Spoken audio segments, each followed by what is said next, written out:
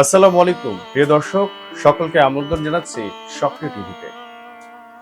ভারতের সঙ্গীত জগতের এক উজ্জ্বল নক্ষত্রের চিরবিদায় নিয়েছেন কিংবদন্তি কণ্ঠশিল্পী আশা ভোসলে।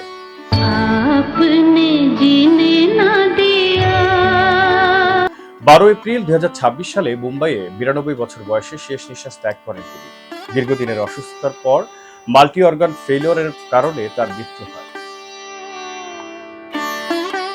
কে ছিলেন আশা ভোসলে? 1933 সালে ভারতের মহারাষ্ট্রে জন্মগ্রহণ করেন আশা ভোসলে। সঙ্গীত পরিবারে জন্ম নেয়া এই শিল্পী ছোটবেলা থেকেই গান শুরু করেন। তিনি শুধু একজন গায়িকা নন, তিনি ছিলেন এক যুগের প্রতীক।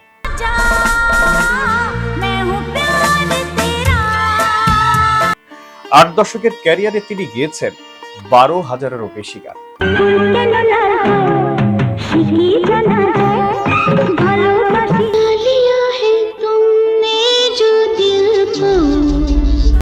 বৃষ্টিরও বেশি ভাষায়, যা তাকে বিশ্বের অন্যতম বহুল রেকর্ডকৃত শিল্পীতে পরিণত করেছে।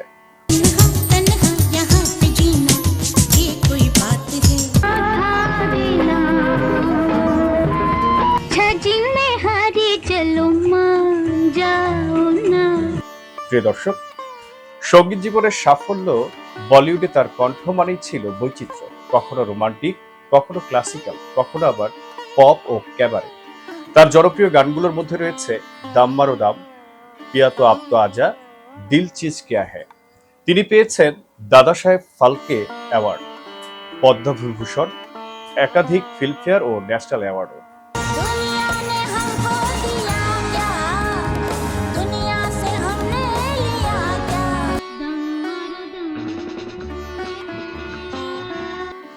ব্যক্তিগত জীবনে আশা ভোসলের জীবন ছিল সংগ্রামময়।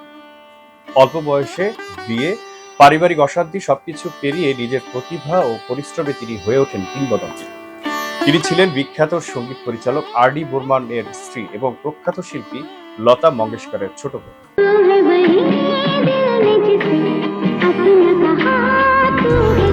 তার মৃত্যুতে ভারত জুড়ে শোকের ছায়া নেমে আসে। রাষ্ট্রীয় মর্যাদায় শেষকৃত্য সম্পন্ন হয় এবং অসংখ্য ভক্ত ও তারকারা জানান শ্রদ্ধা। তার শেষ ইচ্ছা অনুযায়ী গঙ্গায় তার অস্থি বিসর্জন দেওয়া হয়। এক আবেগঘন বিদায়ে শেষ হয় এক কিংবদন্তির অধ্যায়।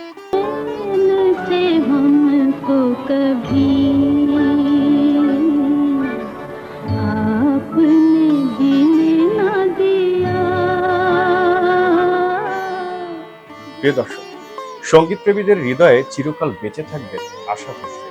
তার কণ্ঠ, তার গান সময় পেরিয়ে প্রজন্ম থেকে প্রজন্ম ছাড়িয়ে যাবে। লেজেন্ডরা কখনো হারিয়ে যায় না, তারা থেকে যায় তাদের সৃষ্টিতে।